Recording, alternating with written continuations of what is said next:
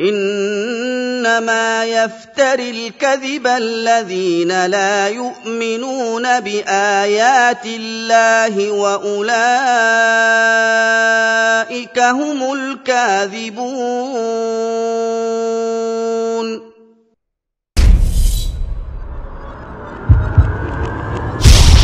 بدون مطالعه، بدون برای شما بررسی و غیره نمیایم روی آنتن بخواهیم برای شما مثلا حرف بی اساسی بزنیم بعد فردا حالا ما کاری با اهل سنت هم نداریم. بعد که شیعه های ما میگن بله فلانی با این به قول دبدبه کوکبه آمده یک مطالب بی اساس و بی سند و بی مدرک گفته. از منابع اهل سنت میاریم، ادله‌مون هم اعلام میکنیم، از کتاب‌های خود اونها حقانیت مذهب شیعه امامت امیرالمومنین رو اثبات میکنیم. جلد اول صفحه 264، جلد اول صفحه 265، جلد 3 صفحه 374، جلد 13 صفحه 178، جلد 3 صفحه 323، جلد اول صفحه 85. کارشناسان این شبکه ها حداقل یکی از این مدارک که ما آوردیم بیان میگن مدرک دروغه یا حداقل بیان توجیه کنن. الفتوح ابن اعصم جلد 4 صفحه 288، الاغانی ابوالفرج اصفهانی جلد 12 صفحه 380، عقدالفرید آقای ابن عبدالرب جلد 4 صفحه 475. بیاید از اینها به ما جواب بدید که این مطالبی که در کتاب‌های شما آمده و منابع دست اول شما هم ذکر شده اینها را شما بردارید جواب بدید. و ما هم گفتیم هر مدرک ما داریم اعلام میکنیم، هر کس بیاد ثابت کنه این مدرک دروغه برای هر مدرکش 100,000 تومان جایزه میدیم. دیگه از این بهتر دیگه این دیگه تحدی است، دیگه برای شما عرض کنم تعارف هم ما نداریم. نه.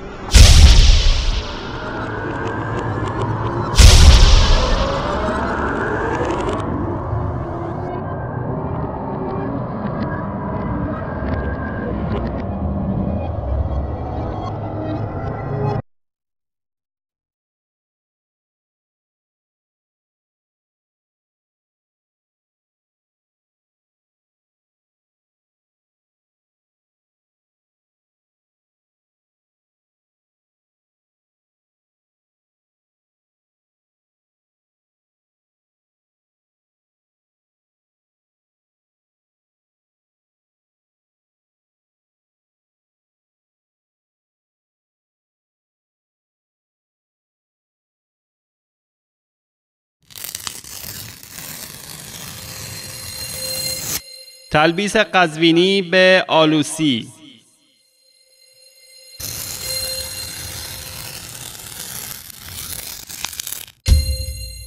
آلوسی وهابی میگه فکل من عبد من دونه تعالی عیسی و عزیر و الملائکه علیهم السلام وسیلتهم الی الله نبینا.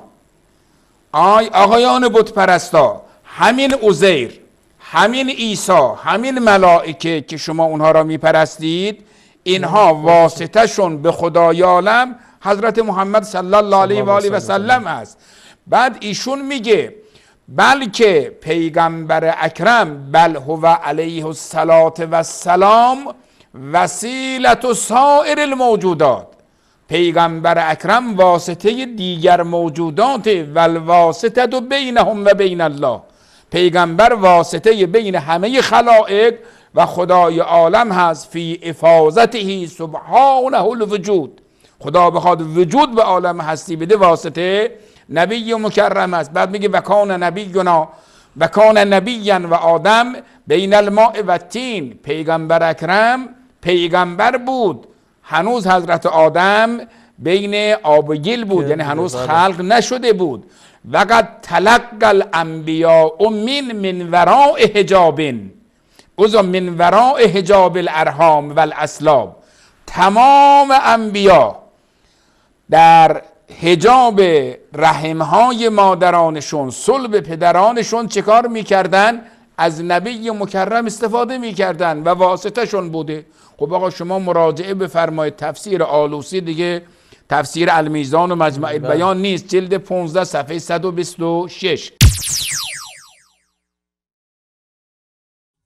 بینندگان محترم، آقای قزوینی و امثالش هر کس را که بر علیه معتقدات باطل شیعه موضع‌گیری کند وهابی می‌دانند.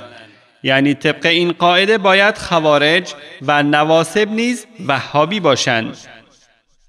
و ظاهراً سازندگان این اصطلاح خودشان نیز هنوز معنی درست وهابیت را نمی‌دانند. علامه آلوسی نیز از کسانی است که در کتاب تفسیرش موسوم به روح المعانی عقاید شیعه را شدیداً به چالش کشیده است، ولی ایشان رحمه الله مانند دیگران معصوم نیست.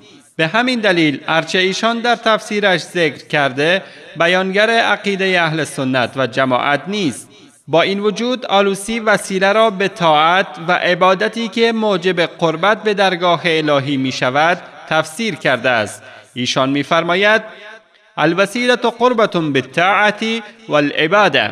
تفسیر روح المعانی جلد 15 صفحه 98. سپس چند صفحه بعد یعنی در جلد 15 صفحه 126 دوباره در تفسیر وسیله می فرماید و هی هنا الطاعه. منظور از وسیله در این آیه طاعت می باشد، ولی حاج آقای قزوینی با وقاحت تمام از قولی که علامه آلوسی در تفسیر وسیله انتخاب کرده چشم پوشی کرده و با قیچی کردن نصوص اصرار بر اثبات افکار خود دارد. علامه آلوسی در ادامه این مطلب در جلد 15 صفحه 126 می‌فرماید و قیل هی کرمه تعالی القدیم و احسانه عز وجل العمیم و قیل هی الشفاعة یوم القیامه.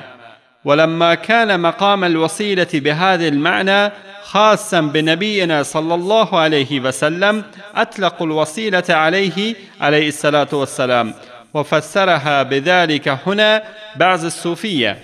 و گفته شده منظور از وسیله کرم ازلی الله متعال و احسان فراگیر باری تعالی می باشد. همچنین گفته شده منظور از وسیله شفاعت در روز قیامت است و بر این اساس که صاحب مقام شفاعت کبری در روز قیامت رسول الله صلی الله علیه و سلم می باشد، برخی اسم وسیله را بر شخص پیامبر صلی الله علیه و سلم اطلاق کرده که گروهی از صوفی ها نیز این چنین تفسیر کردند. سپس آلوسی به بیان عقیده‌ای می‌پردازد که از نظر اهل سنت و سلفشان مردود میباشد و آن همان مطلبی است که آقای قزوینی با آن متوسل شده تا اهل سنت را به همراه بودن با عقاید خودشان ملزم سازد.